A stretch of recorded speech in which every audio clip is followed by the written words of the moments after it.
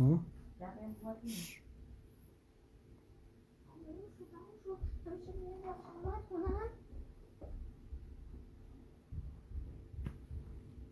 Itu nggak bisa dianu kah?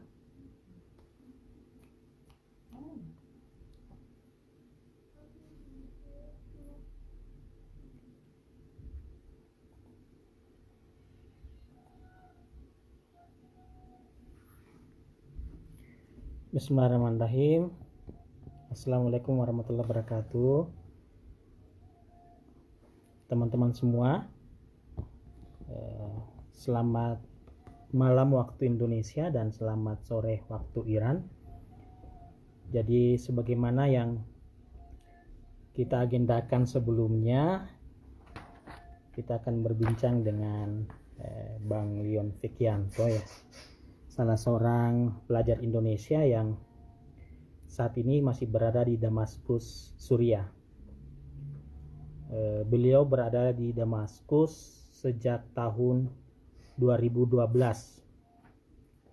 Beliau juga sempat menjabat sebagai Ketua Umum PPI Suriah di 2019-2020, sehingga dan saya juga sempat menjabat sebagai Presiden IPI Iran, dan kami dipertemukan di PPI Dunia sebagai sama-sama ketua perhimpunan pelajar.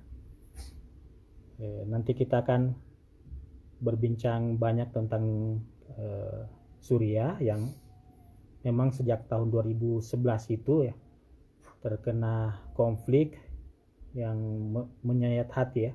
Sampai sekarang tragedi ini masih tetap terasa, bahkan sampai ke Indonesia. Banyak isu-isu yang tersebar tentang Suriah yang itu sedikit banyaknya memberikan efek, kalau bisa dibilang efek yang sangat negatif terhadap kehidupan masyarakat kita di Indonesia. Ada upaya-upaya beberapa pihak tertentu memanfaatkan konflik di Suriah dengan menyebarkan isu-isu sektarian, isu-isu yang itu berindikasi terhadap adanya upaya memecah belah kita, sehingga kemudian sempat ada tagar atau kampanye tagline yang mengatakan jangan Suriahkan Indonesia, karena pola-pola yang dipakai di Suriah yang membuat konflik di Suriah itu oleh sejumlah peneliti atau pakar itu mengatakan itu juga sempat mewarnai kehidupan berbangsa kita. Insya Allah tepat waktu di pukul 8 malam waktu Indonesia Barat. Dari Iran saat ini sekarang pukul 17 ya, 17.30. Jadi lebih lambat sekitar 2 jam 30 menit dari waktu Indonesia. Sementara di Suriah kalau tidak salah saat ini mungkin pukul 16.00. Nanti kita tanyakan langsung kepada Bang Leon Fikyanto.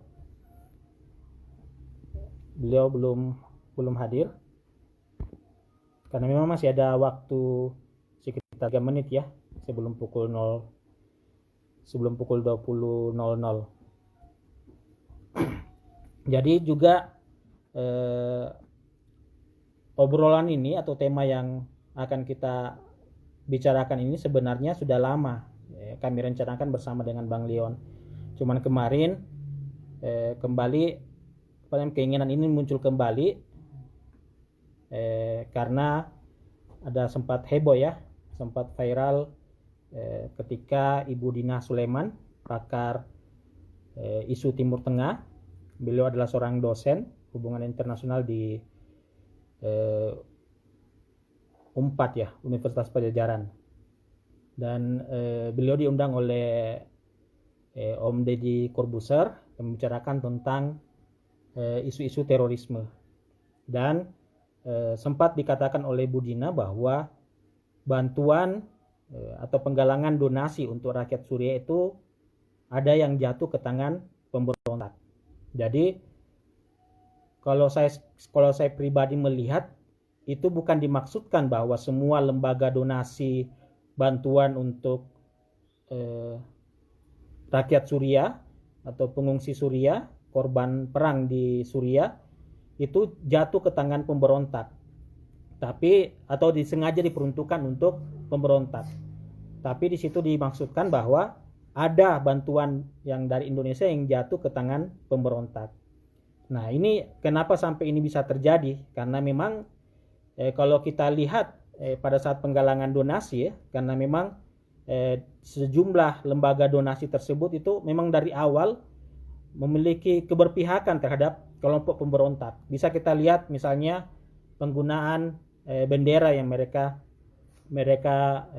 pakai. Bendera resmi Rusia kan jelas merah putih hitam.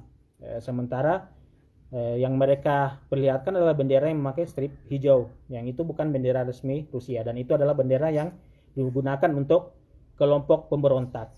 Nah, jadi wajar kalau kemudian karena mereka berada di kubu yang membela pemberontak atau berada di kubu pro pemberontak, wajar kemudian kalau ada bantuan-bantuan yang ketika mereka menyalurkan ke kamp-kamp pengungsian Suriah yang berada di lingkungan atau wilayah yang dikuasai pemberontak itu juga jatuh atau dimanfaatkan oleh kelompok pemberontak.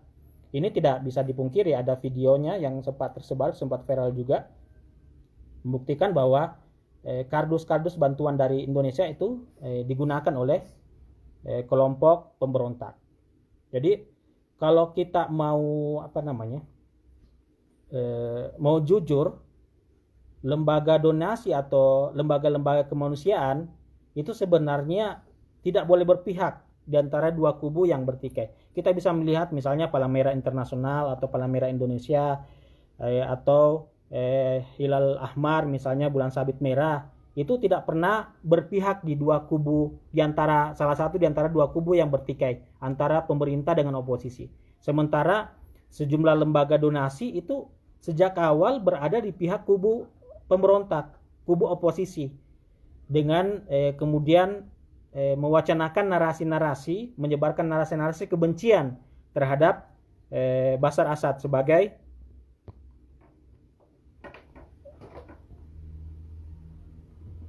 mereka kecam, mereka musuhi, mereka benci, dan kebanyakan dari apa yang mereka sampaikan itu sudah terbukti, sudah kita bisa lihat itu banyak yang hoax ya, banyak yang hoax yang terbukti.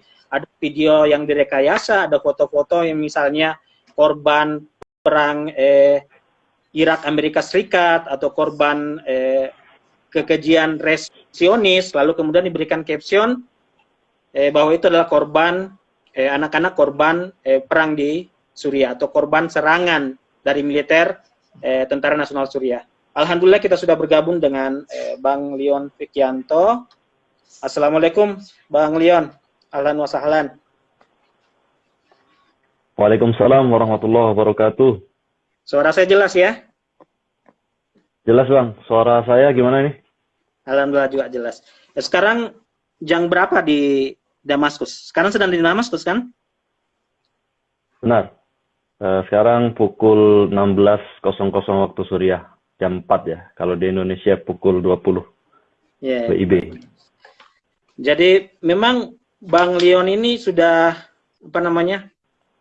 sudah 9 tahun ya di Suriah.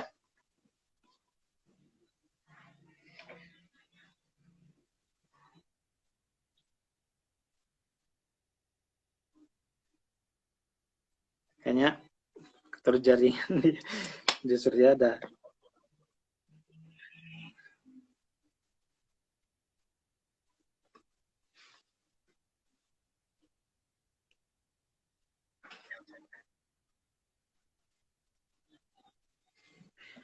Terputus-putus ya sinyalnya. Benar Bang. Ini udah ada sekitar 50 orang yang menyaksikan obrolan kita. Bang Leon sudah 9 tahun di Damaskus di Suriah. Ini kok bisa sampai selama ini? Biasanya kan pelajar itu cukup 4 tahun, 5 tahun. Ini kok sampai 9 tahun ini Bang Leon? Ya, jadi dulu saya di sini kirim tuh beasiswa Bang Ismail. Alhamdulillah ya. Bukan beasiswa dari pemerintah Suriah, namun ada satu lembaga yayasan yang mengirim kami dulu di sini. Jadi, ini mohon maaf, audio saya jelas insya Allah ya? Jelas, kedengaran. Saya lanjutkan, jadi dikirim kemari untuk program S1. Dan Alhamdulillah saya sudah selesai S1. Kemudian saya di sini memang selain fokus di kuliah, kita juga dulu awal mula di sini kan sempat bimbang, Bang Ismail. Jadi kita kan kirim beasiswa dari pemerintah, bukan pemerintah Indonesia, namun lembaga yang mengirim kami. Jadi kita dulu bimbang ketika konflik pecah, apakah kita evakuasi gitu. Jadi kita antara pulang atau tidak. Namun pada akhirnya kita menulis hitam di atas putih untuk tetap bertahan gitu. Jadi di Suriah itu memang berat ke masa-masa konflik. Jadi kita juga sempat nggak kuliah. Bahkan kita juga pernah kuliah sampai merasakan bagaimana kengerian sehari-hari itu. Kita sempat berhenti kuliah dan bahkan tetap kadang terpaksa kuliah dalam keadaan yang benar-benar memprihatinkan gitu. Dan kenapa saya sampai 9 tahun di sini? Memang saya akui, bukan hanya saya mungkin ya, teman-teman yang sudah pernah tinggal di Suriah memang sulit untuk move on dan meninggalkan Suriah. Itu Suriah negara yang benar-benar diberkahi. Dan selama saya di Suriah 9 tahun saya belum pernah pulang. Namun 2 kali saya pernah keluar dari Suriah, yaitu tahun 2017. Pasca Suriah sudah mulai kondusif ya, tahun 2016 itu kan sudah banyak daerah-daerah yang mulai dikembalikan oleh pihak pemerintah. Jadi di tahun itu saya beranikan untuk keluar Suriah, yaitu ke Saudi untuk melaksanakan tugas haji. Yang pertama 2017, yang kedua 2019.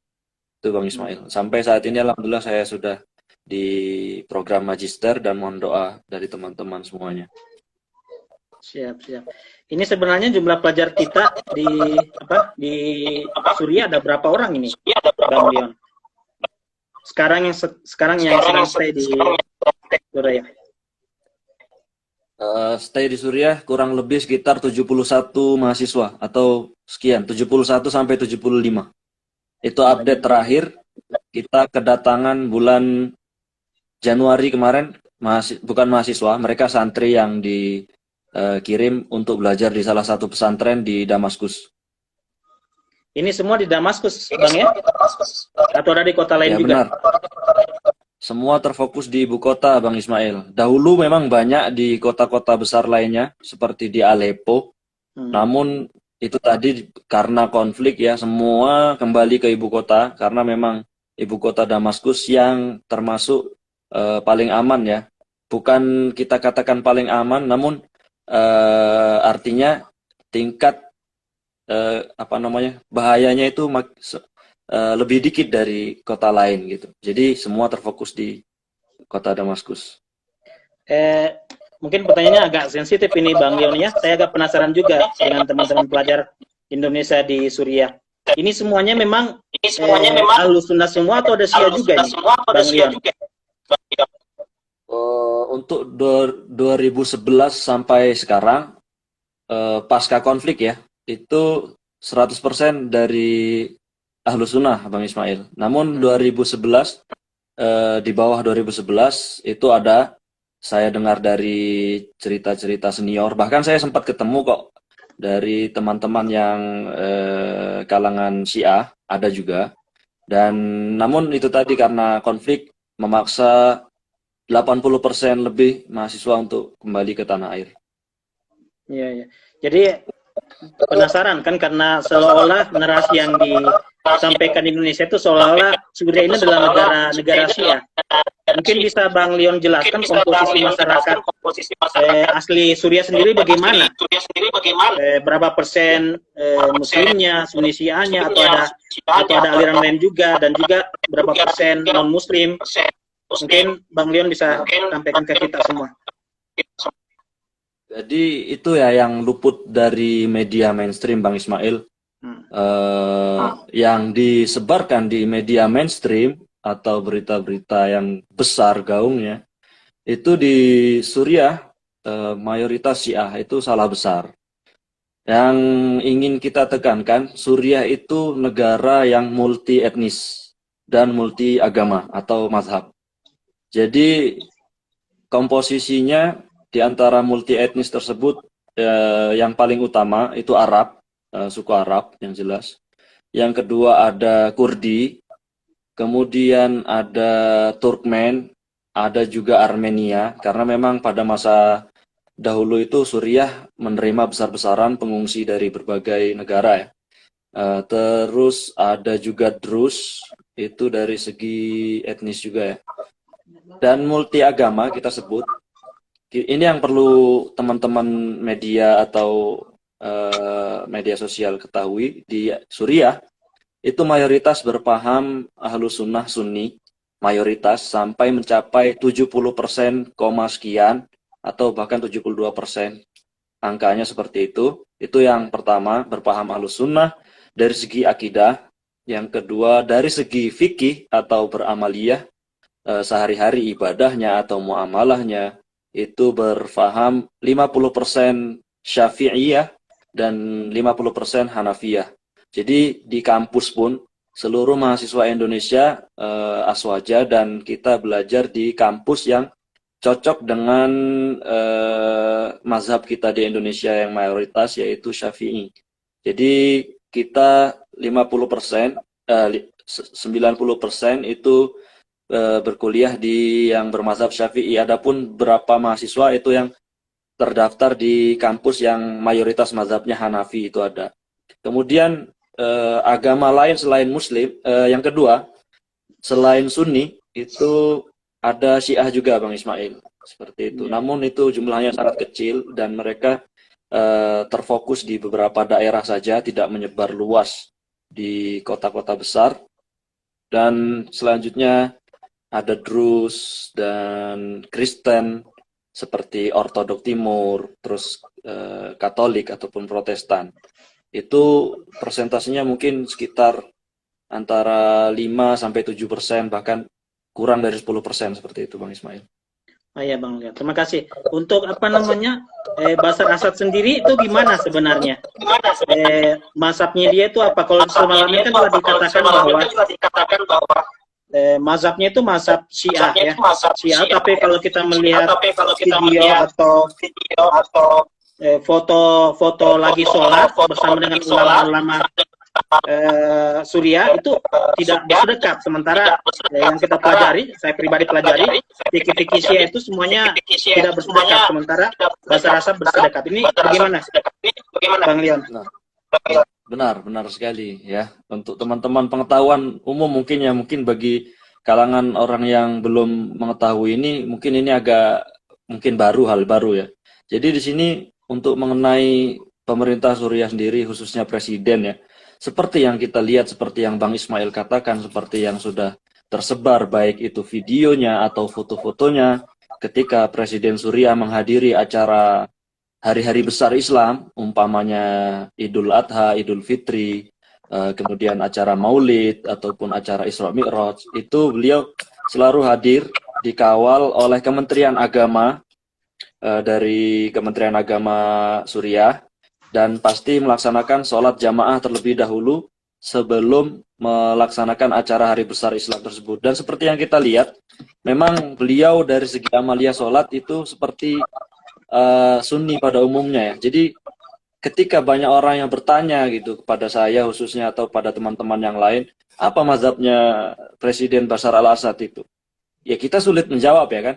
Ketika kita melihat dari segi zahirnya, memang amalia itu Sunni, dan kita meyakini beliau mungkin Sunni gitu. Dan ketika orang berkata enggak, beliau itu Syiah gitu. Jadi kita juga bingung. Kita kan menilai seseorang itu dari amaliyah lahiriahnya gitu. Wallahu nahkumu bil zawahir wa ma nahkum bis sarair. Allah yatawalla bis sarair. Jadi kita itu menghukumi atau menghakimi seseorang itu dari lahiriahnya, bukan dari batiniahnya. Bagaimana kita mengetahui hati atau pemikiran dalam seorang ketika dia tidak menampakkannya gitu, Bang Ismail. Jadi kita lihat dari amaliyahnya beliau Sunni gitu. Adapun toh ada yang berkata Syiah, mungkin bisa ditunjukkan bagaimana bukti, misalkan beliau berkata saya Syiah, ataupun beliau berkata misalkan ya dalam tanda kutip beliau berselisih dengan Ahlus Sunnah terang-terangan, misalkan mencaci sahabat, salah satu seorang sahabat, mungkin kita bisa menilai beliau Syiah yang mungkin keras, kita bisa sebut seperti itu. Namun selama ini nggak ada ya. Kita lihat dari segi lahir aja lah gitu, karena kita tinggalkan yang batin untuk Allah semata. Ya, ya. Kalau Alawiyah sendiri bisa Bang Yon jelaskan ini bagaimana di Suriah? Karena kan dikatakan juga bahwa Bashar Assad ini dari sekte Alawiyah, dan juga mungkin perlu dijelaskan apakah keyakinan Bashar Assad ini mempengaruhi kebijakan-kebijakannya. Misalnya kan kalau kita di Iran kan ya, mazhab terbesar adalah Syiah Imamiyah, Syiah Isna Asyariyah, presidennya atau karena memang sistemnya adalah sistem Republik Islam Iran, sehingga pemimpin tertingginya atau presidennya itu dalam mengambil kebijakan-kebijakan publik itu berdasarkan dengan landasan keyakinan itu. Nah, apakah di Suriah Bashar Assad seperti apa? Landasan apakah misalnya kalau tadi yang dikatakan bahwa dia Syiah Nusairiyah atau dia dari sekte Alawiyah, apakah ini memberikan pengaruh pada kebijakan-kebijakannya, atau bagaimana sebenarnya sistem politik di Suriah? Oke, mungkin ini ada yang komen Bang ya. Sound saya, audio saya agak kembali mungkin. Iya, kalau saya bersuara terpantul katanya.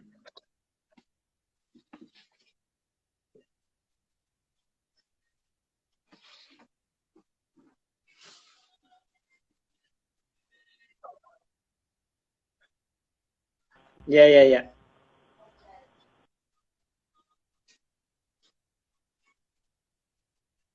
Tapi pertanyaan saya tadi jelas ya, yang saya sampaikan tadi.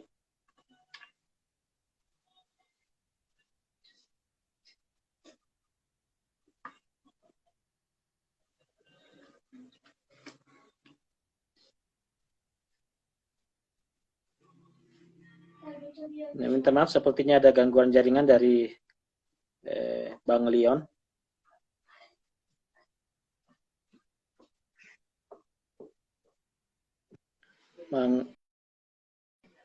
Terputus jaringan dengan Bang Leon tadi. Jadi tadi sempat beliau menyampaikan bahwa apa yang disampaikan atau berita-berita yang selama ini tersampaikan di Indonesia bahwa Suriah adalah negara Syiah atau Bashar Assad adalah yang berpaham Syiah.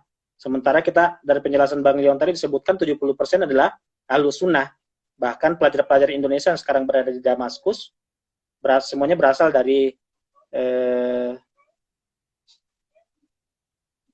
Ahlus Sunnah semua. Tidak ada yang dari penganut Syiah. Ya.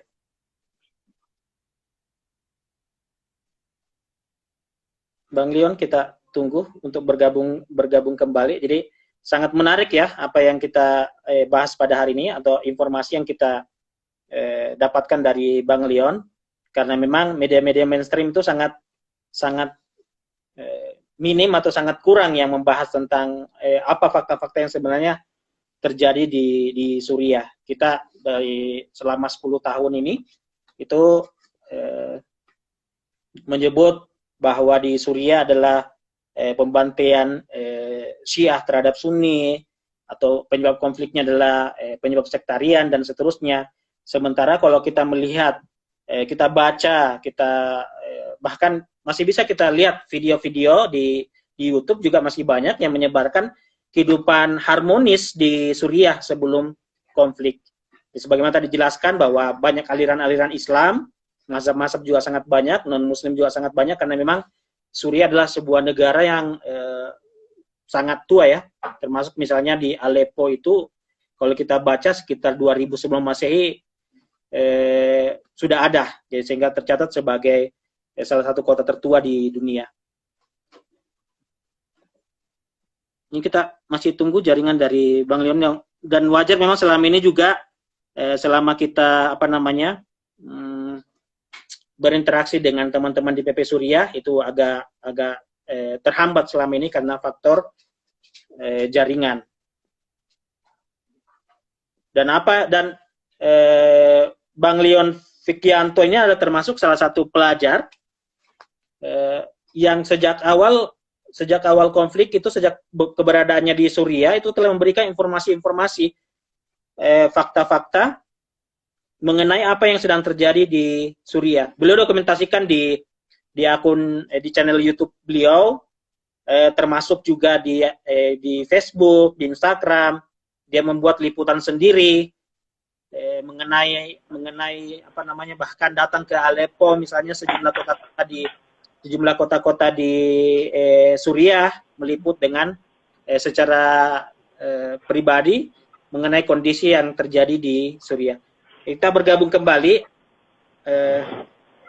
ya Bang Leon, di pertanyaan terakhir tadi tentang ini ya, masih tentang Bashar Assad.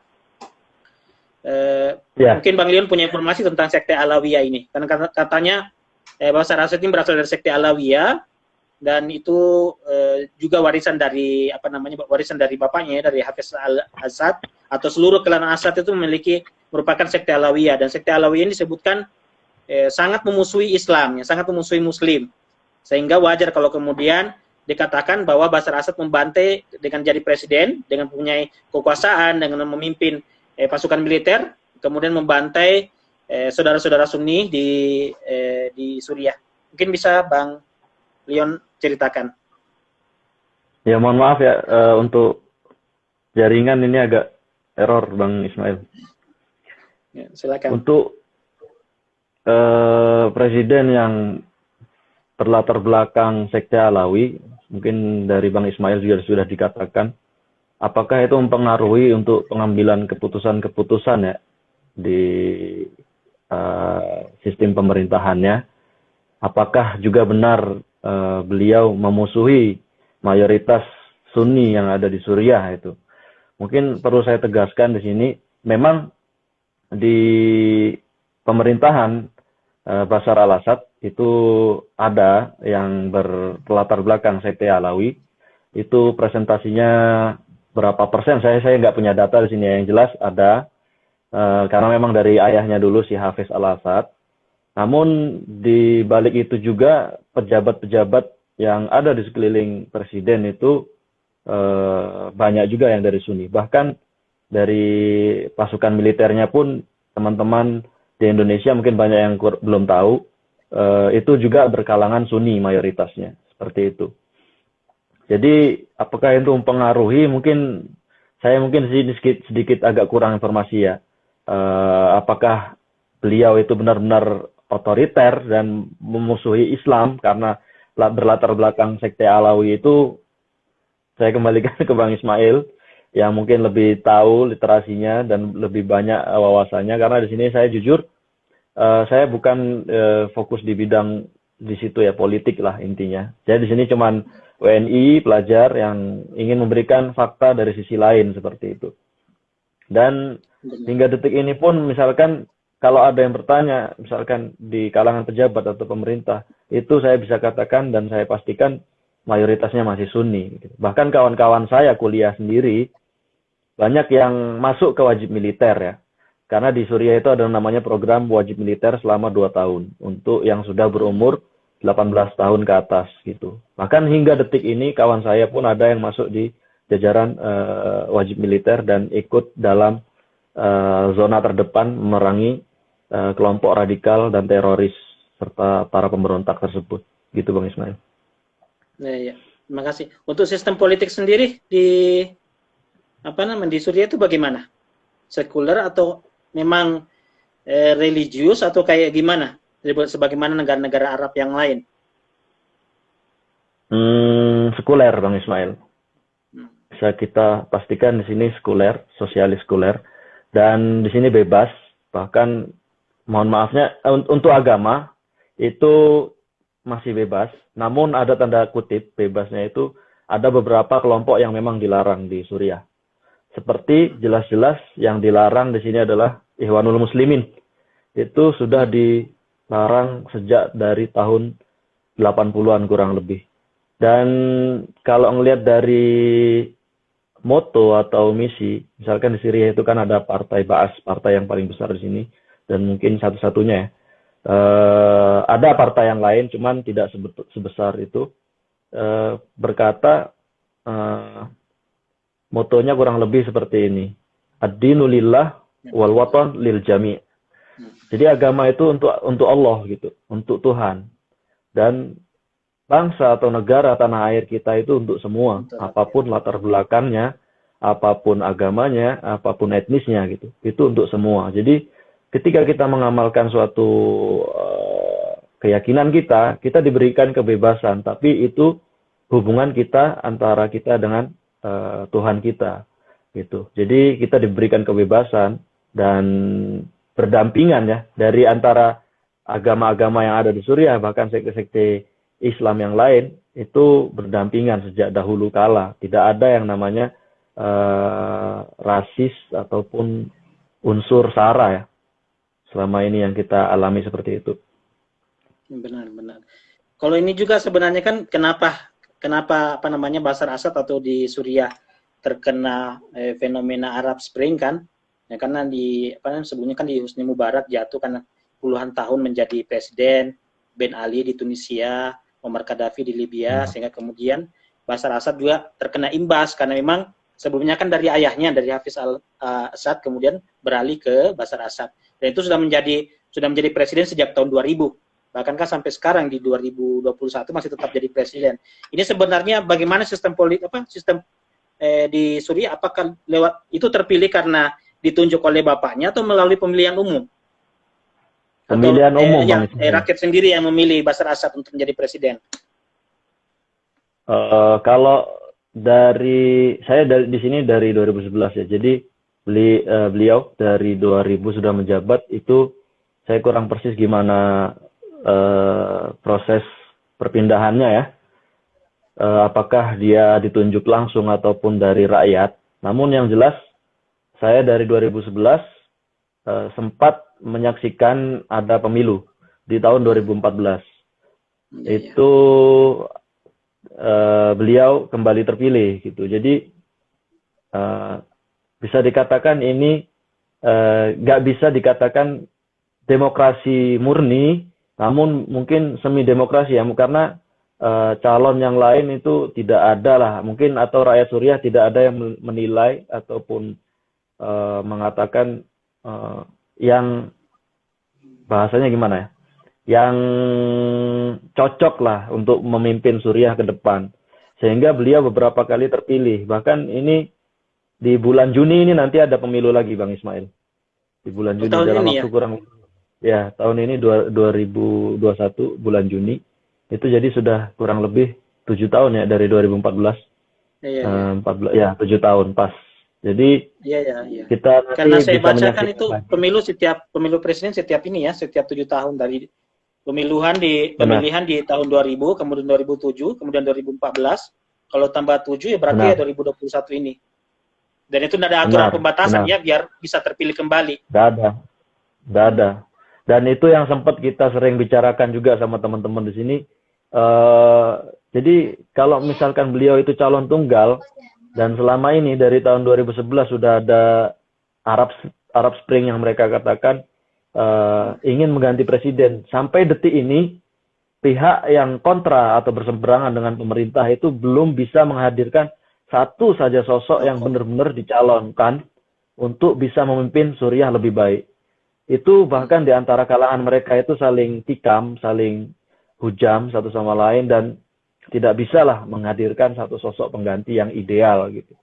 Makanya nanti kita tunggu bagaimana ini ke depannya. Makanya kemarin saya juga sempat nonton di perdebatan yang ada di Jazirah antara orang Kurdi dengan salah satu wartawan atau penulis yang basisnya ada di Turki, koalisi nasional ya, itu sesama mereka saling baku hantam. Jadi kita melihat ini sepertinya tidak ada keseriusan gitu untuk misalkan ingin mengganti rezim, bahasanya seperti itu. Jadi selama ini apa yang sudah mereka berikan di Suriah selain kehancuran seperti itu. Benar. Jadi bisa jadi kondisinya malah seperti Libya ya. Libya belum ada tokoh sekuat Muammar Gaddafi yang bisa menyatukan rakyatnya sebagaimana Libya di masa Gaddafi. Jadi apa namanya, isu yang menyebut bahwa konflik di Suriah itu adalah perang antara Bashar Assad, antara rezim dengan rakyatnya, itu bagaimana? Tidak benar kalau dengan apa yang antum jelaskan tadi. Jadi sulit ya kita kalau misalkan menjelaskan kepada orang yang masih mau diajak bicara, kita mungkin masih bisa dengan kepala dingin gitu Bang Ismail. Cuman terkadang kita berusaha, ada memang beberapa kelompok atau bagian orang itu yang mau kita berikan fakta ataupun data, itu menolak mentah-mentah dan berujung pada apa ya?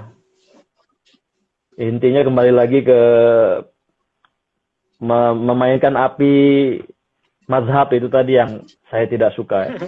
Coba kita hilangkan sedikit doktrin ketika kita berbicara ataupun membahas politik yang ada di suatu negara. Kita menghilangkan isu mazhab terlebih dahulu. Kita baca peta politiknya seperti apa. Kayak misalkan yang baru-baru viral ini belakangan dari podcastnya Om Deddy ataupun Bu Dina yang diundang sebagai tamunya, misalkan mengatakan donasi yang dari Indonesia itu. Ada memang kelompok donasi ataupun lembaga yang mengatakan fitnah ya, saya bisa katakan fitnah, benar-benar fitnah. Seperti contoh kecil, saya nggak mau menyebut namanya, atau mungkin Bang Ismail nanti mau menyebut namanya, mengatakan misalkan sekolah di Suriah itu dibombardir secara barbar. Jadi bagaimana anak-anak akan pergi sekolah, bahkan sehingga mereka takut untuk pergi ke sekolah karena sekolahnya itu setiap hari dibombardir. Sebanyak 10 sekolah lagi. Bahasanya seperti itu. Kalaupun toh pemerintah sini membombardir itu sekolah, mungkin saya detik ini nggak ada di sini Bang Ismail. Entah dari SMP, SMA, perguruan tinggi, ya itu seperti tidak masuk akal. Adapun mungkin yang mereka maksud sekolah dibombardir ketika itu, ada di sekolah di suatu daerah misalkan. Daerah tersebut dikuasai oleh milisi bersenjata, apapun latar belakangnya atau faksinya. Dan sekolah tersebut dikuasai sehingga diambil alih. Anak-anak ingin pergi sekolah. Pemerintah sudah memberikan ultimatum selama misalkan 2 kali 24 jam. Mohon daerah ini untuk dikosongkan dari warga sipil. Sehingga pemerintah terkadang memberikan jalur evakuasi untuk keluar. Sipil itu yang tidak membawa senjata untuk keluar. Mulai dari anak-anak, wanita, orang tua, itu diberikan jalur akses keluar. Sehingga dalam waktu 2 kali 24 jam, operasi militer yang akan dilaksanakan, itu seharusnya sipil yang memang tidak mengikuti afiliasi kelompok militan tersebut, pasti akan keluar. Namun, pada kenyataannya, para militan bersenjata seringkali menggunakan sipil tersebut untuk tameng manusia. Seringkali. Jadi, mau tidak mau, ultimatum yang sudah diberikan dalam waktu 2 kali 24 jam tersebut harus dilakukan. Dan pemerintah Suriah harus melaksanakan operasi militer untuk pembebasan dari milisi bersenjata tersebut. Jadi yang mereka gunakan itu untuk narasi mengumpulkan donasi sebanyak mungkin dengan cara-cara yang seperti itu. Padahal pada kenyataannya di lapangan, militan bersenjata atau milisi bersenjata tersebut sudah diberikan jalur khusus. Ketika mereka menyerah ya, ini beberapa kali terjadi di ibu kota Damaskus seperti di Ghouta. Ghouta itu daerah hijau terbesar di Suriah. Itu pada tahun 2018 sampai 2018 dikuasai. Ini di ibu kota Damaskus. mereka dikuasai pemberontak sehingga mereka diberikan opsi apakah mau berdamai ataupun mau tempur gitu, head to head.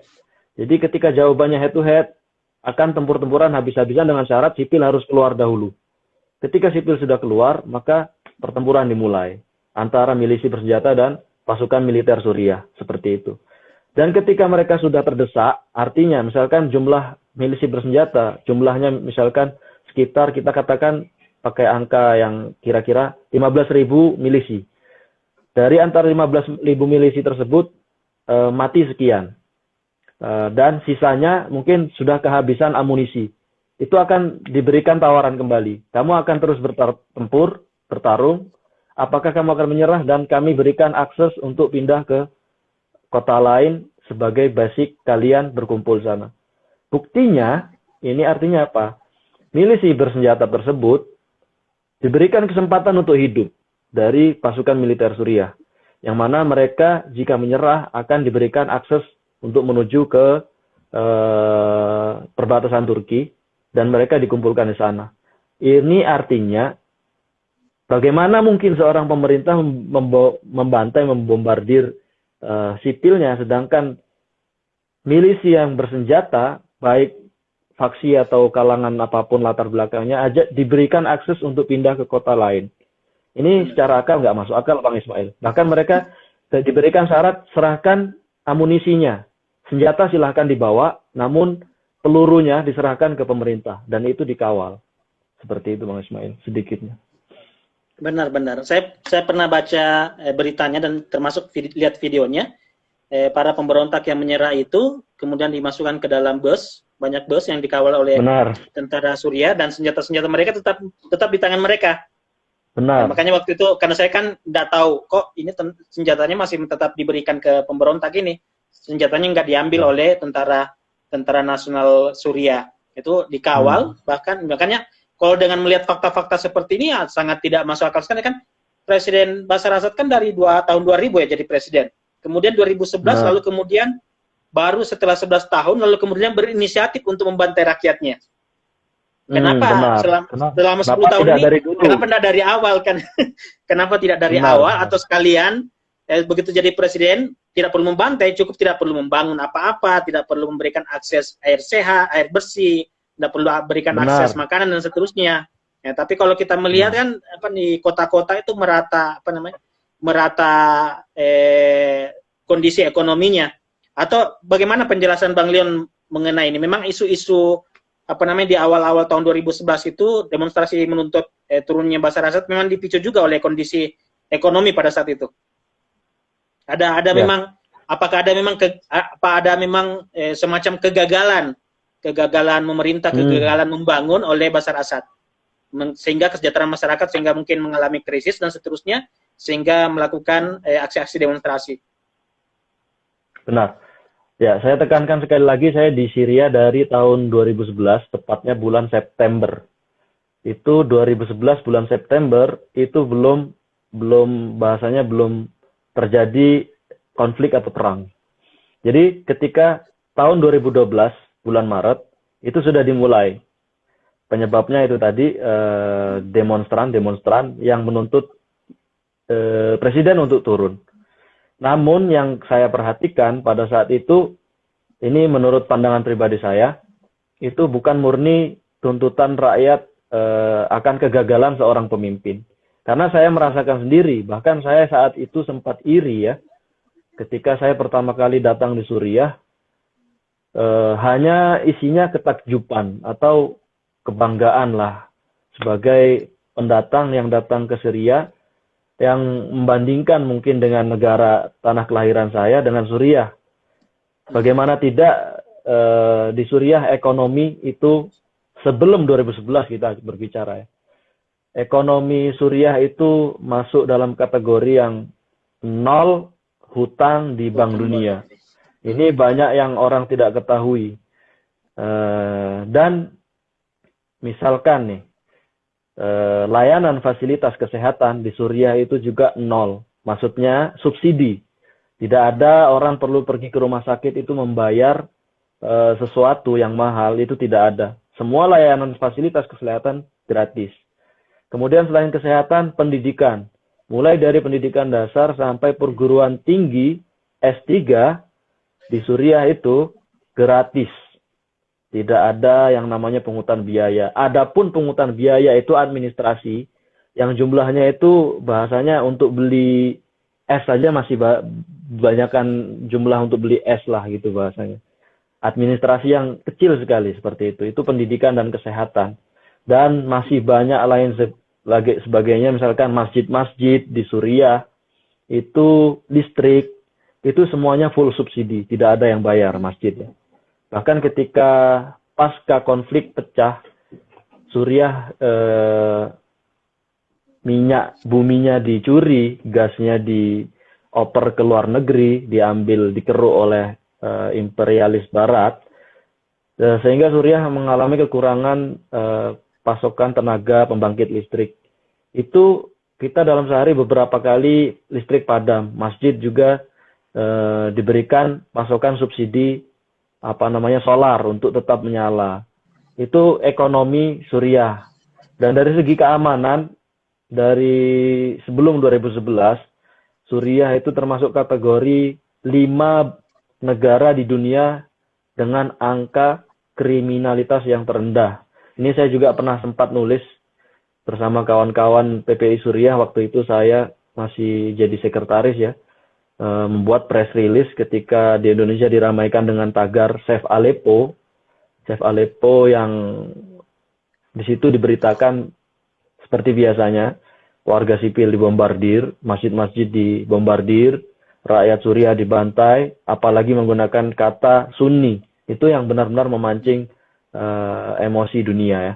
Padahal kenyataannya saya sempat merasakan beberapa bulan di sini itu masih aman dan benar-benar nikmat sekali. Mata uangnya kuat dan semuanya subsidi penuh.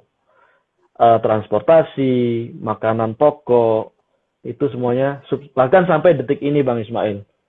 Meskipun sekarang ini dalam keadaan sulit karena sanksi barat makin ditekan lagi kepada pemerintah untuk mengundurkan diri, namun Suriah berkat doa Nabi rakyatnya masih bertahan. Karena yang barat tekan bukan pemerintahannya. Rakyatnya merasakan itu semua. Namun rakyatnya itu bersabar dan nanti kita bisa lihat bagaimana ke depannya, mudah-mudahan terus tetap membaik. Benar-benar Bang Leon. Jadi Budi Nayat kan sempat tinggal di Suriah juga, dan pengalaman beliau berada di Suriah itu waktu sebelum konflik ya, mungkin sekitar 2007-an, 2000 berapa, pertengahan tahun 2000-an, itu beliau pernah tinggal di Suriah, dan beliau pengalaman selama di Suriah itu dibukukan dengan judul Salju di Aleppo. Itu menceritakan tentang bagaimana kondisi Suriah pada saat itu. Ada juga pejabat kedutaan besar ya, pejabat kedutaan besar di Indonesia di Iran itu sempat menjadi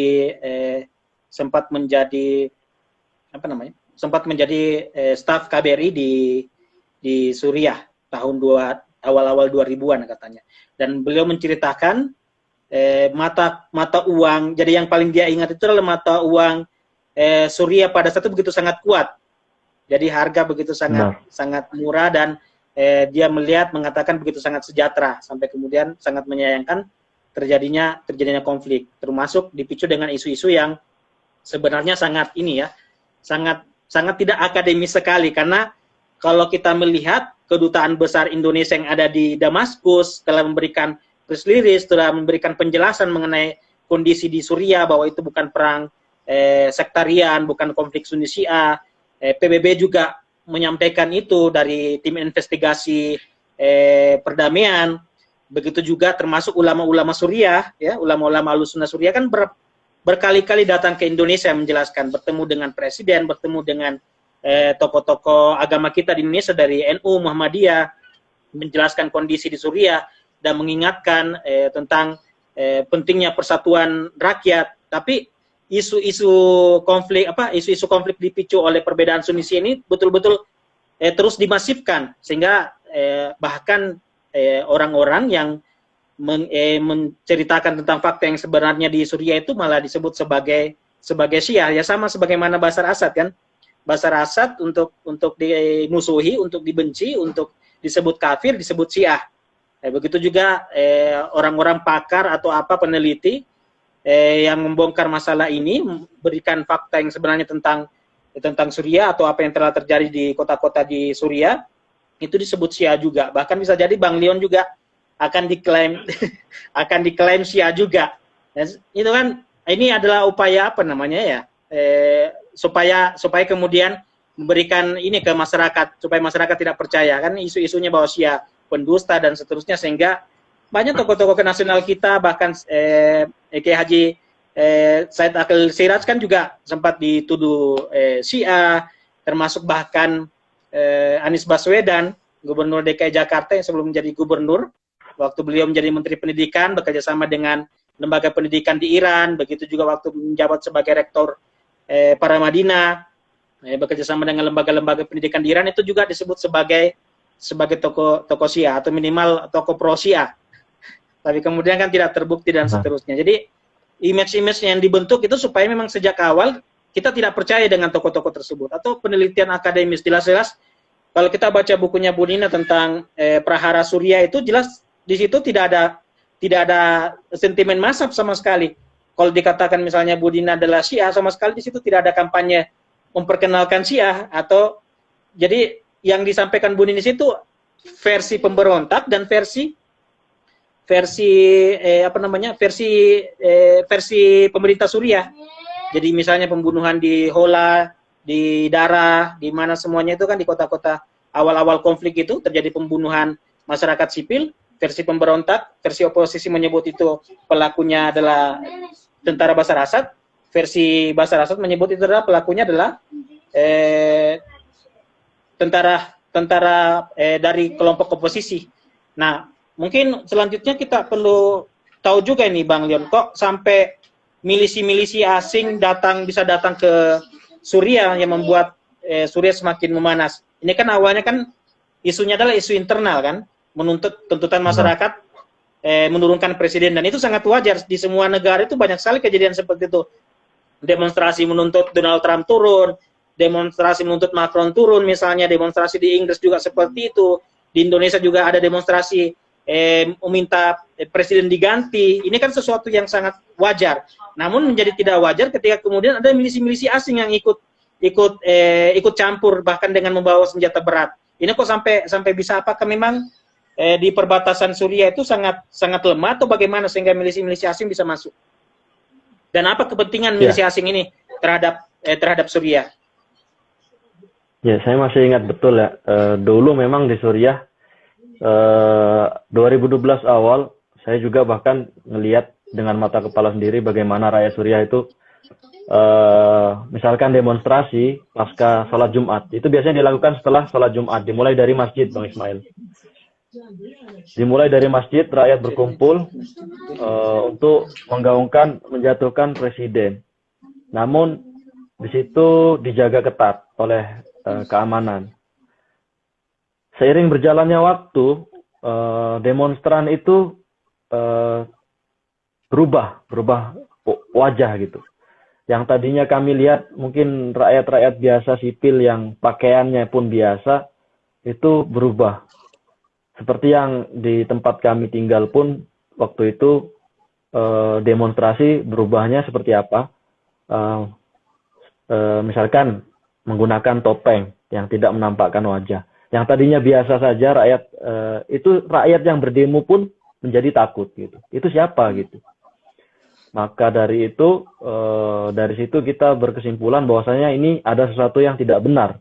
Kenapa? Karena mungkin ada sosok oknum yang datang ya, bahkan menggunakan si atribut-atribut yang asing, dan warga Suriah pun takut, sehingga orang kembali ke rumah gitu. Jadi dimulai dari situ, ini demonstrasi sudah tidak benar gitu. Jadi sudah menggunakan atribut yang bisa kita katakan teror. Di situ juga senjata sudah mulai keluar.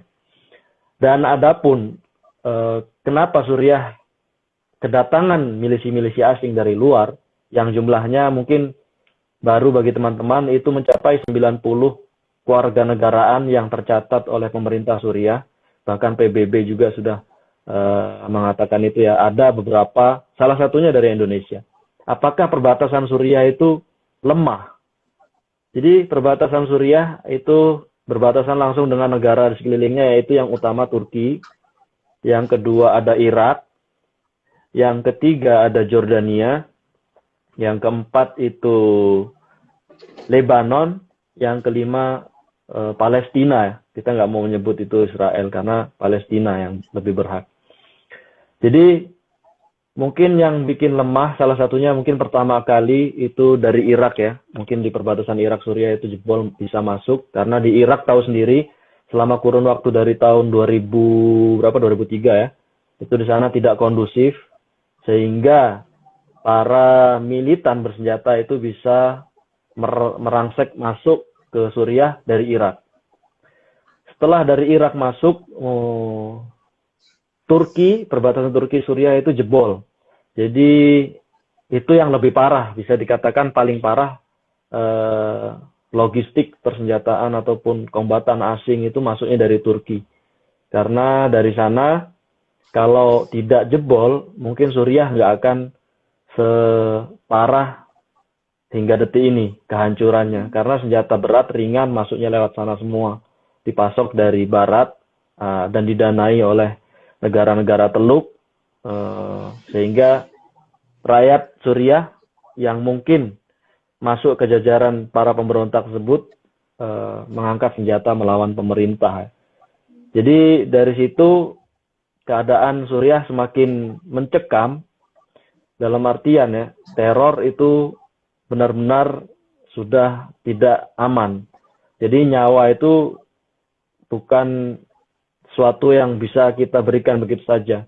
Jadi kita sempat melihat beberapa militan asing, salah satunya dari Indonesia, itu yang masuk lewat Turki.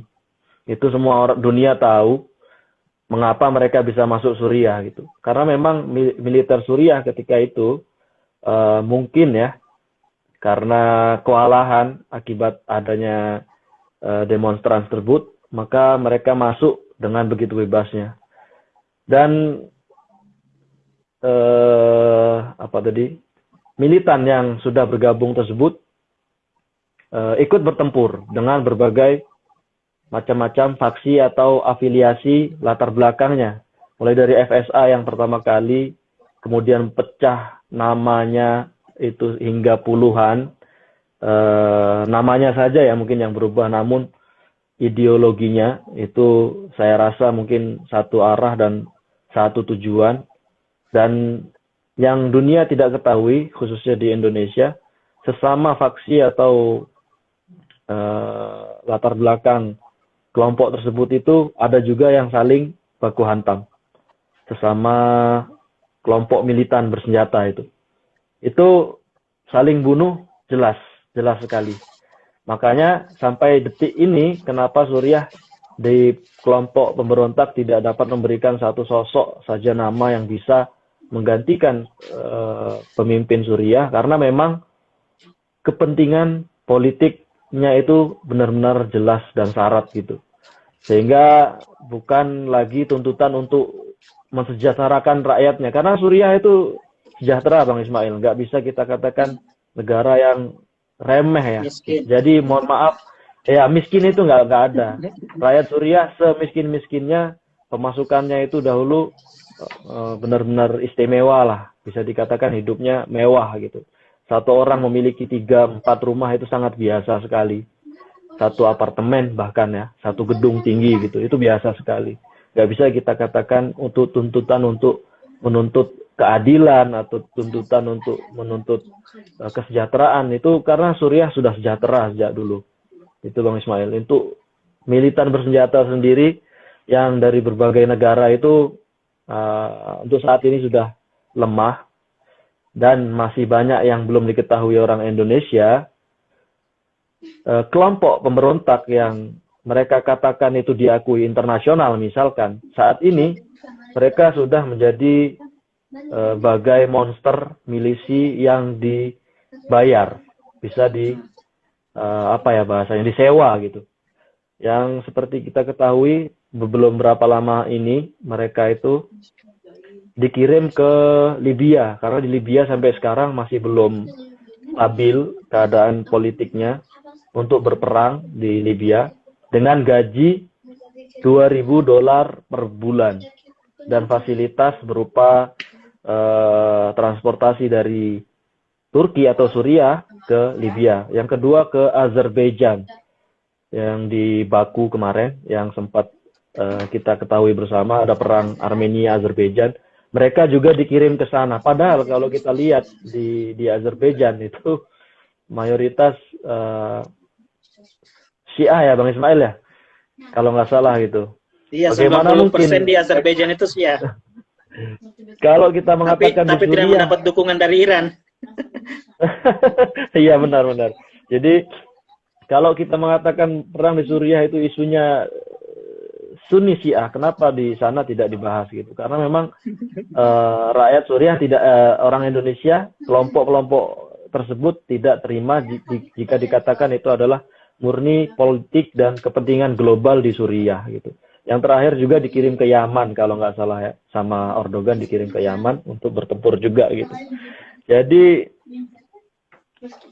mereka sekarang terombang-ambing ya, nggak tahu nasibnya gimana. Yang jelas mereka butuh uang.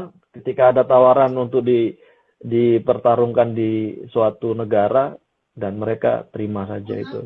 Untuk yang negara-negara lain seperti Indonesia, kemarin ada wacana yang mau dipulangkan itu mungkin sampai sekarang nggak tahu kejelasannya gimana, dan pemerintah sudah jelas ya sepakat tidak menerima mereka kembali kecuali anak-anak yang di bawah umur mungkin. Ya. Jadi yang antum sampaikan tadi bahwa rakyat Suriah itu sejahtera, memang bisa kita lihat faktanya ya. Apa namanya? Fakta Bang Ismail. Kita lihat faktanya di apa namanya? Kan sering juga nonton di televisi di Iran yang apa namanya? Channel Arab. Jelas ketika kita melihat warga Suriah yang mencari suaka di Eropa, ya, itu tampilan bajunya, peralatan yang mereka bawa, sepatu yang mereka kenakan, ya, itu menunjukkan bahwa mereka adalah orang-orang yang kaya, orang-orang yang sejahtera, tidak sebagaimana kita lihat misalnya ya pengungsi Rohingya misalnya kan, kelihatan betul-betul sangat memprihatinkan kondisi, kelihatan dari kondisi mereka sangat memprihatinkan, kurus-kurus dan sebagainya, dari pakaian mereka yang hanya itu saja yang mereka punya. Sementara kalau kita lihat para pengungsi Suriah itu dengan pakaian-pakaian yang bagus-bagus, pakaiannya, sepatu yang mereka kenakan, menggunakan topi-topi dan seterusnya, itu menunjukkan bahwa mereka sebenarnya orang-orang yang sejahtera, tapi karena kondisi membuat mereka harus keluar dari negara mereka, sehingga mencari suaka, mencari bantuan untuk tinggal di kamp-kamp pengungsian. Dan apa namanya yang tentang pengakuan, ada kan yang menyebutkan bahwa oposisi itu sudah diakui secara internasional, jadi resmi itu FSA itu resmi. Jadi ketika kami kemudian menyalurkan bantuan, dikawal oleh FSA atau menyalurkan bantuan ke kamp pengungsian yang dikuasai oleh wilayahnya berada dikuasai oleh FSA, itu sesuatu yang resmi dan dikawal melalui screening, dikawal oleh pemerintah Turki. Itu bagaimana itu Bang Leon? Termasuk kan mereka berapa kelompok-kelompok pengumpul dana ini untuk donasi untuk Suriah itu mengatakan bahwa mereka murni untuk memberikan bantuan kepada pengungsi Suriah. Tapi kalau kita melihat ideologi politiknya mereka mendukung pemberontak. Berarti sejak dari awal ya memang bantuan yang mereka salurkan itu sampai kepada saudara-saudara kita, anak-anak kecil, dengan bantuan-bantuan yang mereka salurkan hal-hal yang untuk warga sipil kan, alat-alat peralatan sekolah, kasur, pakaian dingin dan seterusnya. Dan itu juga teman-teman PPI juga sering memberikan bantuan seperti ini, menggalang dana untuk kemudian menyalurkan ke kamp-kamp pengungsian Suriah. Namun fenomena yang tidak bisa mereka pungkiri, mereka pro pemberontak. Itu bagaimana menurut Bang Leon tentang lembaga-lembaga donasi ini yang pada saat mereka menggalang dana, pada saat yang sama mereka melakukan agitasi untuk agar pemerintah Suriah dibenci dan seterusnya. Ya, pertanyaan yang sangat-sangat penting di live sesi hari ini ya. Jadi seperti yang sudah viral bermula dari podcastnya Om Deddy itu tadi, yang mengatakan bantuan tersebut murni untuk sipil, itu masih bisa dipertanyakan lah. Bagaimana bisa dia berkata murni untuk sipil, namun dalam kenyataannya baju atau atribut yang digunakannya itu benar-benar menunjukkan sebaliknya gitu. Atribut yang digunakan itu menunjukkan akan keberpihakannya gitu. Ke salah satu, kita nggak mau mengatakan ke salah satu bahasanya kita katakan pro-radikalisme dan terorisme. Jadi ketika kita ingin menyampaikan misi kemanusiaan, bisakah kita melepas atribut-atribut tersebut? Seperti itu bahasanya.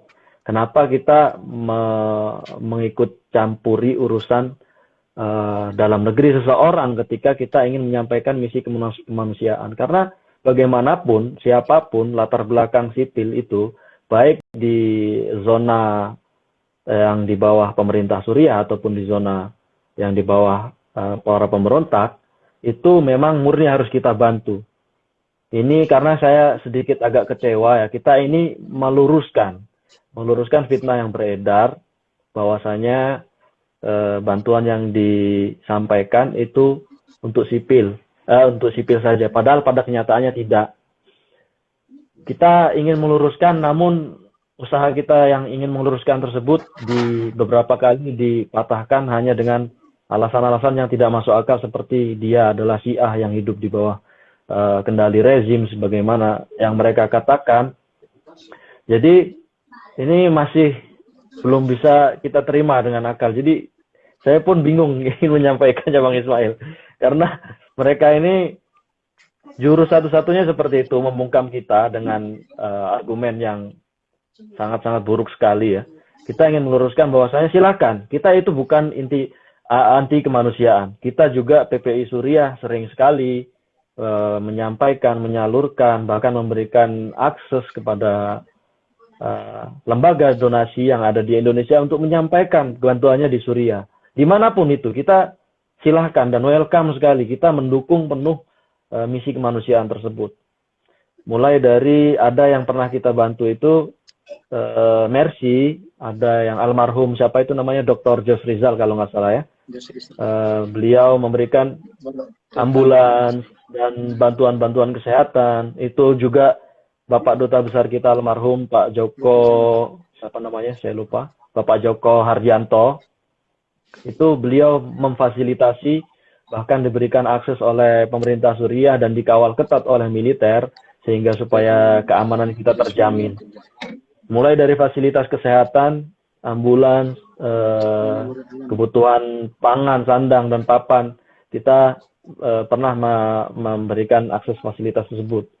Namun pada kenyataannya lembaga yang ada di Indonesia menggunakan atribut yang bisa kita katakan 80% saya berani mengatakan mereka itu pro kelompok radikal. Karena jejak digitalnya itu sudah jelas dan kita punya bukti-bukti dari itu semua. Kita punya foto, video, bahkan yang sudah di-share oleh Bu Dina Sulaiman yang mengenai salah satu lembaga yang tertangkap oleh berita yang termasuk besar juga channelnya, yaitu Euronews, yang kedapatan di situ di markas pemberontak. Itu bukan satu kali itu aja Bang Ismail. Saya beberapa kali membaca informasi lokal di Suriah, namun tidak terekspos di media internasional. Beberapa warga negara Suriah yang sipil, benar-benar sipil, tidak masuk ke kelompok pemberontak, itu seringkali mendapati bantuan yang mereka butuhkan itu memang tersandra seperti itu. tersandra hingga beberapa waktu lamanya, sehingga mereka ketika para milisi tersebut sudah dipukul mundur oleh pemerintah, mereka terpaksa berebutan gitu. Itu nyata dan bukan sekali dua kali. Saya menyaksikan dengan mata kepala saya sendiri di berita-berita lokal Suriah gitu. Dan mereka sangat kecewa gitu. Bahkan ada beberapa bantuan yang disandra oleh para milisi tersebut bukannya diberikan namun dijual kembali dengan harga yang berlipat-lipat gitu. Itu kita tidak bisa membenarkan. Jadi misalkan orang Indonesia yang masih bersikeras, mereka tidak mendukung kelompok radikal, namun pada kenyataannya, faktanya, pokoknya intinya lepaskan dulu pemikiran untuk orang Indonesia yang masih mengatakan kalian Syiah bertakiyah, kalian suka dusta, apa segala macam, itu mohon disingkirkan dulu. Kita lihat kacamata kemanusiaan murni. Karena memang kalau kita berbicara misi kemanusiaan harus benar-benar fair, harus benar-benar melepaskan atribut tadi itu dan menyampaikannya secara benar, nggak sembrono lah bahasanya. Jadi kita PPI Suriah pernah mengawal dan menyampaikan. Ada yang dari Lazis NU, Lazis Muhammadiyah, terus ada juga kalau nggak salah Dompet Duafa. Kita sampaikan ke lembaga-lembaga yang benar-benar screeningnya pun ketat juga. Karena kita ingin disampaikan kepada yang benar-benar berhak. Kita masuk ke Yayasan Yatim Piatu, kita masuk ke yayasan yang bergerak di bidang kesehatan dan juga pendidikan. Itu banyak sekali.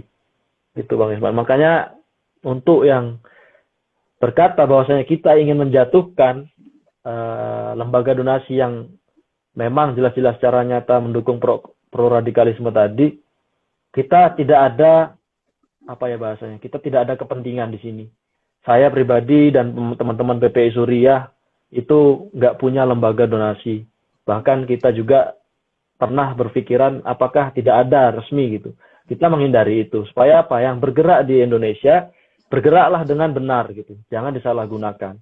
Kita juga banyak kawan-kawan dari Timur Tengah Afrika, Persatuan Pelajar di Timur Tengah Afrika, salah satunya ada di Jordania, yang mereka juga punya lembaga ataupun yayasan yang bergerak di bidang kemanusiaan, dan mereka rutin sekali memberikan bantuan kepada pengungsi-pengungsi yang ada di Jordan. Juga yang perlu diketahui, pengungsi Suriah itu macam-macam. Ada yang di dalam negeri, ada yang di luar negeri. Yang di luar negeri misalkan ada di Lebanon. Di Lebanon dan juga di Jordania dan juga di Turki. Yang di dalam negeri itu jumlahnya juga nggak sedikit Bang Ismail. Jadi Damaskus sendiri itu dulu renggang, bahasanya bukan suatu kota yang padat penduduk. Namun pasca konflik itu jumlahnya mencapai berlipat-lipat. Misalkan tadinya yang hanya 3 juta, ibu kota Damaskus sekarang itu diisi kurang lebih 8 juta lebih. Jadi 2 kali lipat. Dan mereka semua pendatang dari berbagai daerah untuk mencari, bahasanya suaka lah, untuk berlindung ke ibu kota gitu. Karena memang daerah yang mereka tempati di kota-kota lain sudah tidak aman, dikuasai milisi sehingga harus digempur oleh pasukan militer Suriah. Dan kembali lagi ke bantuan tadi, untuk yang ingin membantu, lepaskanlah atribut-atribut politik kepentingan itu tadi.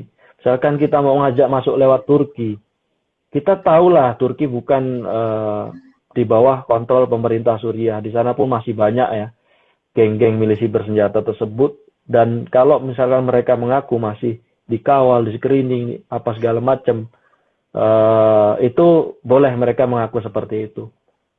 Akan tapi jejak digital itu tidak akan pernah berbohong, dan kita punya bukti itu semua. Perbaiki itu dan lanjutkan misi kemanusiaannya. Dan untuk teman-teman yang ingin menyampaikan donasi, bisa cari lembaga yang lebih kredibel dan bisa dipertanggungjawabkan keamanahannya. Ada dari teman-teman kita di mahasiswa, tim peduli, itu kawan saya kalau nggak salah direkturnya dari Jordania, sampai detik ini dia bergerak di situ. Dan masih banyak lagi lembaga-lembaga yang dalam tanda kutip waras dan normal untuk menyampaikan bantuan kemanusiaan tersebut. Karena sekali lagi saya tekankan, lembaga yang pro dengan misi-misi kelompok teroris dan radikal itu sangat sekali tidak bisa diterima, apalagi demi kepentingan kita ya di Indonesia. Dan jika mereka sudah jelas, kita ingin melawan itu supaya kita menjaga kestabilitas nasional kita, Bang Ismail, seperti itu. Kita tidak ingin negara kita menjadi seperti apa yang sudah terjadi di Suriah. Karena kalau sudah negara-negara di luar negeri itu main campur di negara kita, seperti di Suriah yang terjadi sampai 120 negara bermain, itu bukan hal yang mudah dan itu butuh waktu puluhan tahun, 50 tahun pun sangat kurang untuk kembali membangun Suriah. Seperti itu, Bang Ismail. Benar-benar. Jadi informasi yang benar-benar sangat berharga dari apa yang disampaikan oleh Bang Leon. Jadi yang menarik tadi itu pengungsi Suriah internal, ya, pengungsi internal Suriah. Ini juga saya baca dari bukunya Budina, Prahara Suriah itu. Data tahun 2013 menyebutkan sekitar 2,5 juta warga Suriah menjadi pengungsi internal. Pengungsi internal itu adalah mengungsi masih di dalam wilayah teritorial satu negara tersebut. Ya, misalnya warga Aleppo mengungsi ke Damaskus. Jadi ini juga ada menjadi satu fakta ya, menjadi fakta bahwa kebohongan, bahwa kedustaan dan kebohongan menyebutkan bahwa Bashar Assad membunuhi rakyat, membunuhi warga Aleppo misalnya ketika menyerang Aleppo, ya, karena kalau misalnya memang bermaksud untuk membunuhi warga Aleppo, kenapa membuat kamp pengungsian di kota-kota lain untuk menampung warga Aleppo misalnya, dari warga Homs, dari warga Idlib dan seterusnya yang menjadi medan tempur. Dan juga ketika misalnya Aleppo berhasil dibebaskan kembali oleh pemerintah Suriah, itu kan kita melihat di berita-berita, video-videonya ada, bahkan mungkin di YouTube juga bisa dicek, euforia atau kegembiraan warga Aleppo atas pembebasan kota Aleppo, kegembiraan masyarakat atas kemenangan tentara Suriah. Ini menunjukkan bahwa rakyat memang berada di belakang pemerintah Suriah, terlepas dari suka tidaknya dengan Bashar Assad, tapi kita masih melihat bahwa rakyat Suriah itu masih bersatu mendukung pemerintah. Kita melihat misalnya fakta-faktanya juga, kenapa Ben Ali bisa jatuh, kenapa Husni Mubarak bisa jatuh, kenapa Muammar Gaddafi bisa jatuh, itu karena mereka sudah memang tidak mendapatkan dukungan dari mayoritas rakyatnya. Berbeda dengan apa yang dialami oleh Bashar Assad, sehingga sampai sekarang Suriah masih terhitung kuat, sehingga belum bisa jatuh, walaupun tadi Antum sebutkan ada sekitar 120 negara yang berkepentingan dengan kejatuhan Bashar Assad, namun sampai sekarang Bashar Assad masih tetap kuat. Rakyat Suriah dengan kesabarannya yang sangat luar biasa masih mampu bertahan ya, memang karena juga dari dua Rasulullah ini beda ya. Jadi kita sama-sama satu sumber menyebutkan bahwa negara Suriah diberkahi, Syria diberkahi, Damaskus diberkahi, tapi kalau dari kelompok-kelompok pro pemberontak memanfaatkan hadis itu untuk menyebut bahwa apa yang mereka memang lakukan atau perjuangkan di Suriah itu memang adalah misi suci, itu adalah jihad dan seterusnya, untuk menjatuhkan Bashar Assad yang mereka sebut sebagai rezim yang otoriter. Ini Bang Leon, kita sudah lewat 1 jam. Saya juga tidak tahu Bang Leon bagaimana aktivitas, memang agak lowong sekarang atau bagaimana? Ya, kosong Bang, kosong, alhamdulillah. Oh, kosong. Nah, ini alhamdulillah kita lebih dari 120 orang yang sedang. Ya. Ini saya awalnya tadi menyangka. Iya ya. Lanjut. Saya tadi awalnya menyangka dibatasi oleh Instagram sampai 1 jam, tapi ternyata berlanjut sampai lewat 1 jam ini. Ini ada sekitar 120 orang yang menyaksikan kita, itu sangat. Ini menunjukkan antusias ya, walaupun sangat sedikit dibandingkan teman-teman dari kubu yang pro pemberontak ini ketika melakukan live streaming, mengajak teman-teman warga Indonesia untuk mendukung misi mereka di Suriah, itu penontonnya sampai ribuan. Tapi setidaknya ya seperti sebuah kisah burung di masa Nabi Ibrahim itu, walaupun hanya membawa 1 tetes air, setidaknya dia sedang berusaha untuk ikut membantu Nabi Ibrahim untuk memadamkan api. Jadi apa yang kita sedang bicarakan mudah-mudahan ini bisa berefek. bisa memberikan pencerahan ya Nah. mengenai apa yang sedang terjadi di Suriah saat ini. Kita mungkin bisa sambil Sama mungkin satu melihat. lagi Bang Ismail. Iya, silakan.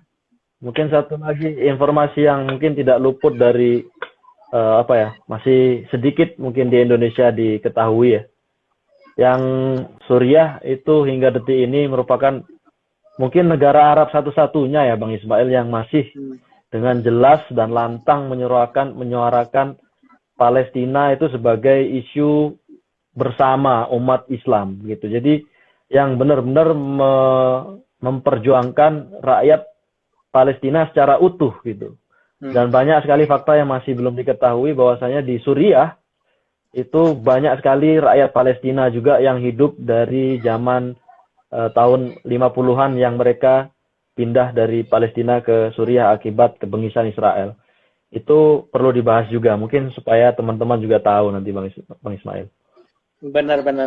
Ya, saya kan baca juga di Kam Yarmuk itu kan banyak bisa Benar. dikatakan kamp pengungsian terbesar Palestina di Arab. Suriah. Ini juga hubungan rezim Bashar Assad juga dengan Hamas misalnya ya, memberikan kantor Hamas untuk berkedudukan di. Kalau silakan teman-teman cek di Hamas kan, Hamas silakan cek di situs di mana, bahkan masih Wikipedia juga masih menuliskan itu, markasnya kantornya Hamas itu ada di Damaskus. Jadi akses dan seterusnya, pendanaan semuanya fasilitas itu disediakan oleh pemerintah Bashar Assad. Ya, kita lihat di forum-forum di mana-mana isu Palestina juga masih sangat dibicarakan oleh pemerintah Suriah dukungannya. Tapi Benar. jadi mungkin ada kaitannya juga ya, kalau misalnya saya kan sempat share di Instagram itu video pernyataan tim investigasi Komisi Perdamaian PBB yang menyatakan bahwa perang di Suriah itu bukan perang antara Bashar Assad dengan rakyatnya, tapi perang antara Bashar Assad bersatu dengan rakyatnya memerangi milisi-milisi asingnya yang didanai oleh disebut tadi itu negara-negaranya. Dinanai oleh negara-negara asing. Nah, ini juga memang tidak bisa dipungkiri kan, perlu kita pertanyakan dari mana senjata-senjata berat ini dapat oleh milisi-milisi asing itu, ya.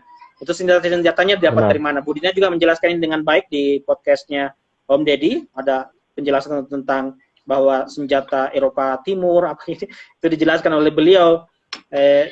Itu jadi fakta yang tidak bisa dipungkiri, senjata-senjata berat ini dari mana. Dan ini sangat disayangkan sekali sebenarnya ya, ketika banyak negara-negara ini mendukung milisi-milisi asing ini dengan mempersenjatai dengan senjata berat masuk ke Suriah dengan target menjatuhkan Bashar Assad, tapi kenapa milisi-milisi asing ini tidak dikirim atau tidak berperang di Israel misalnya kan ya?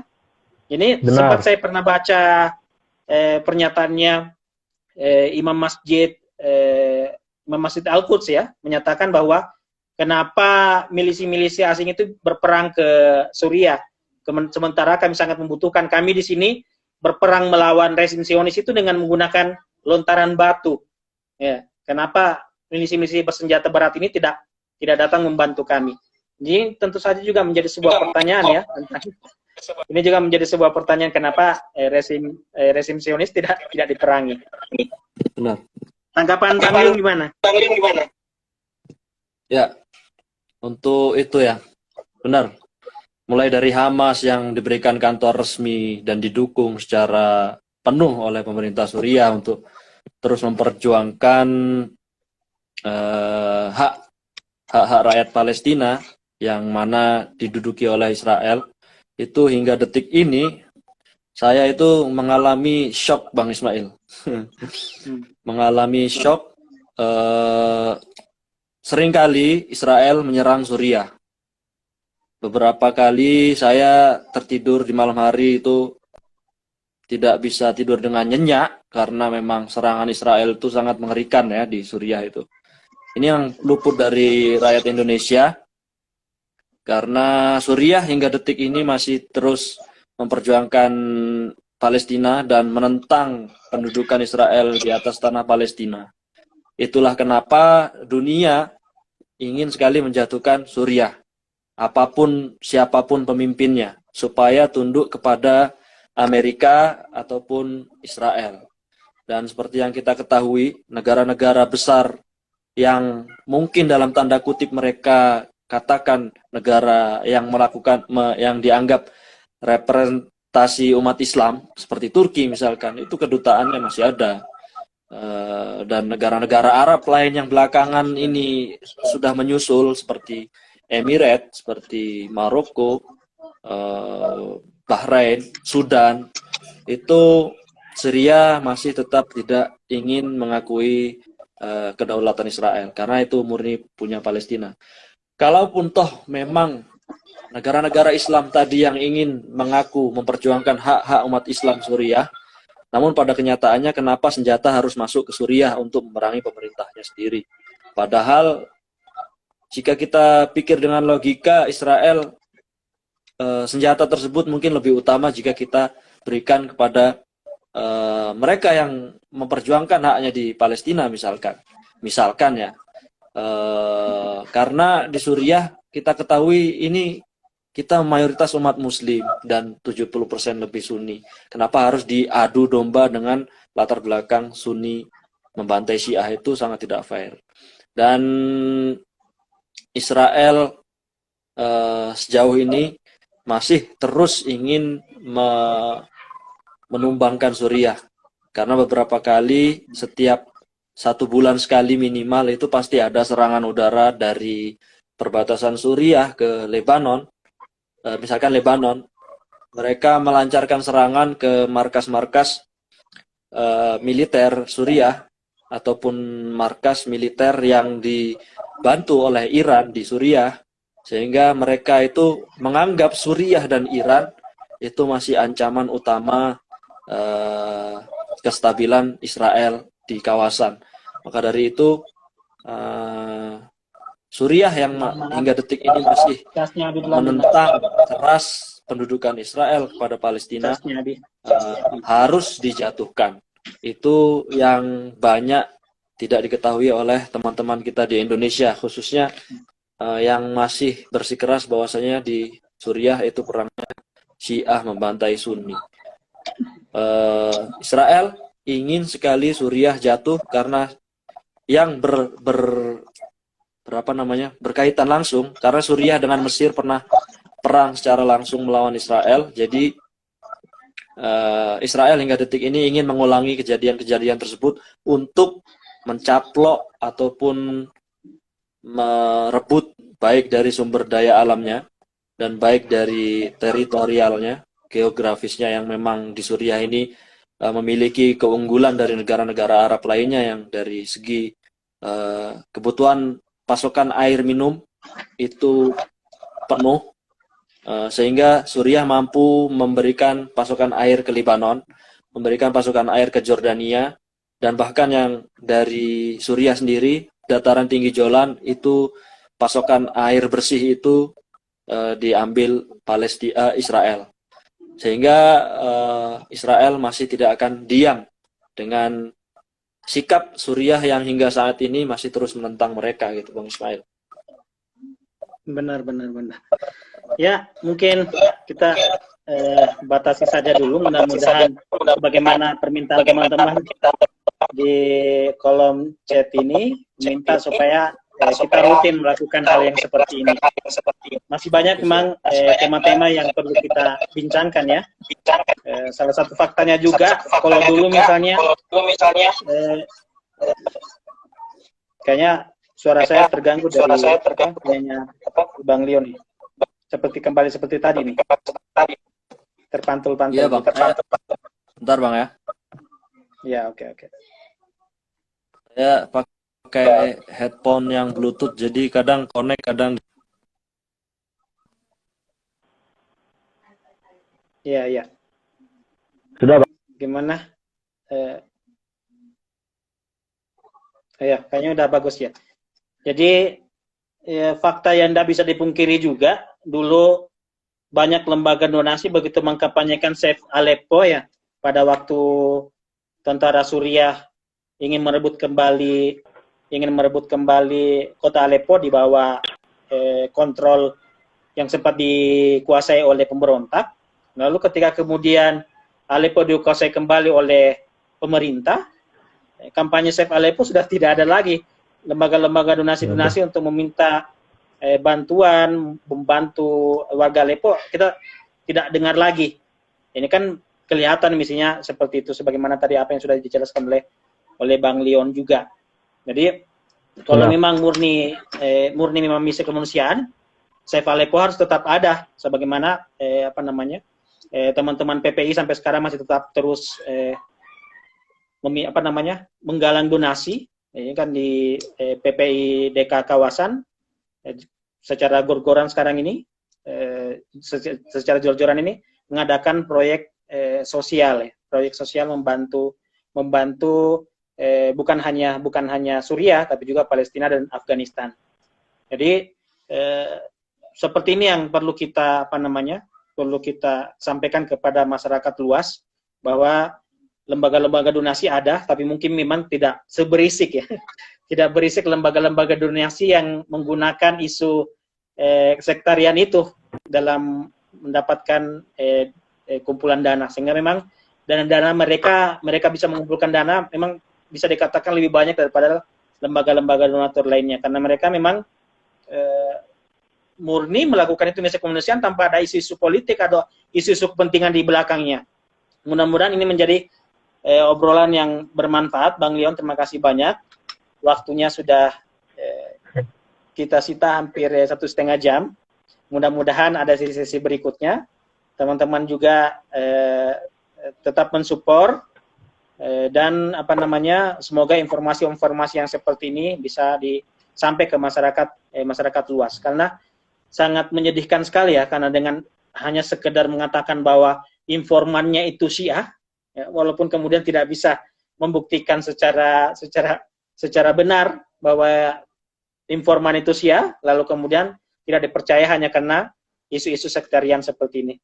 Terima kasih Bang Leon. Mungkin ada close statement yang ingin disampaikan oleh Bang Leon menutup pembicaraan kita pada kesempatan ini.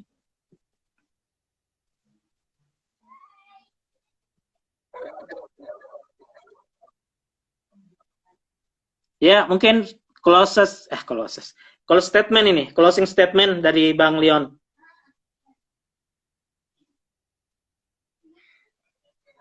Jaringan sepertinya terganggu. Kita tunggu dulu. Mudah-mudahan Bang Leon bisa memberikan closing statement-nya. Saya sampaikan, ya. Bisa Bang Leon? Mungkin diulangi Bang Ismail. Agak putus-putus tadi. Closing statement saja, Bang Leon. Mungkin Bang Leon bisa sedikit semacam menyimpulkan ya, atau memberikan pesan kepada teman-teman di Indonesia mengenai apa yang telah kita bicarakan tadi. Ya, mungkin closing statement saya dikit nggak banyak. Lepaskan baju atribut keagamaan ataupun identitas ideologi kita. Apapun agama, latar belakang kita, mazhab kita, itu lepaskan dulu. Mari kita gunakan akal berpikir yang jernih untuk mengidentifikasi suatu masalah ataupun melihat perang di Suriah itu bukan dari satu sisi. Jadi jangan saja kita menjual narasi-narasi yang bersifat provokasi, menghujam satu pihak, sehingga kita tidak fair lagi untuk melihat suatu peta konflik yang ada di suatu negara, sehingga kita dapat mengambil pelajaran dari situ. Apa yang harus kita lakukan dan apa yang harus kita tinggalkan ke depannya, terkhusus untuk bangsa Indonesia. Karena kita di Indonesia merupakan negara yang selama ini masih sangat diakui negara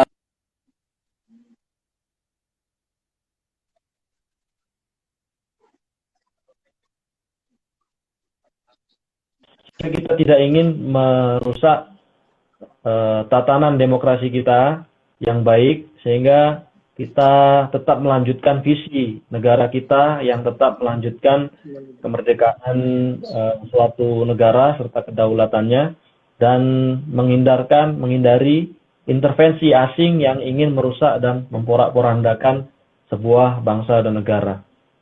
Jadi untuk yang ingin donasi, cari donasi yang kredibel, cari lembaga yang amanah, cari lembaga yang tidak memihak dan tidak mendukung kelompok-kelompok radikal karena itu sangat membahayakan kita semua.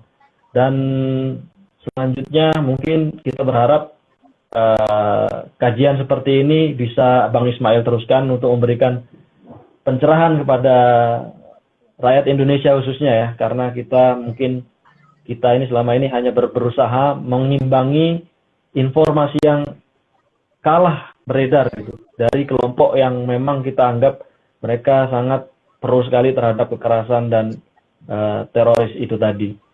Mungkin cukup sekian, saya ucapkan terima kasih banyak Bang Ismail sudah memfasilitasi, dan mudah-mudahan Suriah kembali normal seperti sedia kala dan juga Indonesia dijauhkan dari fitnah ancaman luar negeri itu tadi. Makasih banyak Bang Ismail sudah memfasilitasi dan saya ucapkan ribuan terima kasih pada teman-teman yang sudah menonton dan mengikuti bincang santai kita sore hari ini. Ya, terima kasih Bang Leon, benar-benar sangat bermanfaat apa yang Antum telah sampaikan kepada kita semua. Jadi memangnya sangat, jadi dengan terbongkarnya fakta atau setelah kita ketahui fakta bahwa sebenarnya yang terjadi di Suriah adalah perang Bashar Assad bersama dengan rakyatnya melawan milisi asing, tentu sangat menyedihkan sekali ya, sangat menyedihkan sekali bagi rakyat Suriah kalau ternyata mereka melihat mengakses situs-situs internet, mengakses media-media sosial, lalu melihat rakyat Indonesia mengibarkan bendera-bendera pemberontak. Ini tentu sangat membuat mereka tentu sangat sakit hati dan kecewa. Mudah-mudahan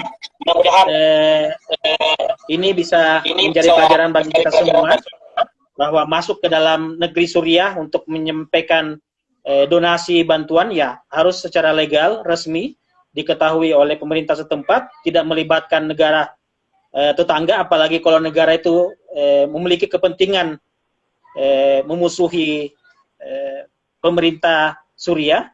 Di negara kita sampai sekarang KBRI Damaskus ada, hubungan bilateral antara Suriah dengan Indonesia masih sangat bagus, masih saling mendukung satu sama lain, sehingga bantuan-bantuan donasi-donasi untuk rakyat Suriah semestinya melalui jalur-jalur resmi antara dua negara ini.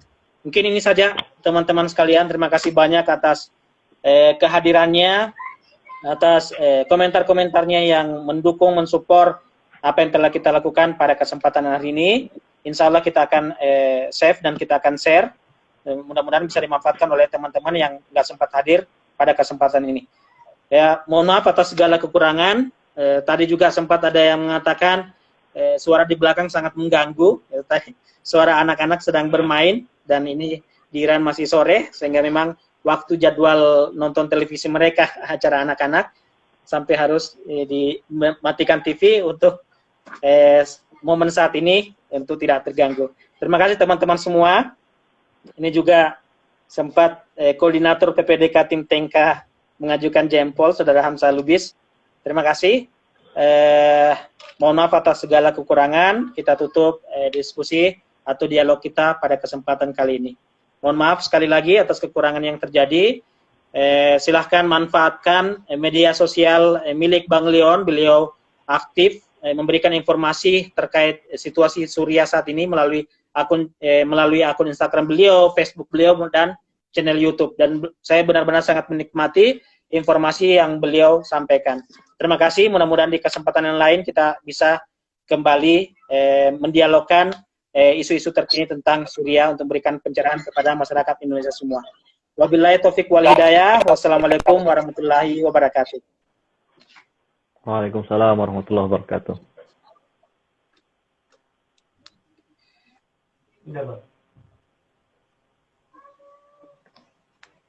Oh, ini. Sudah.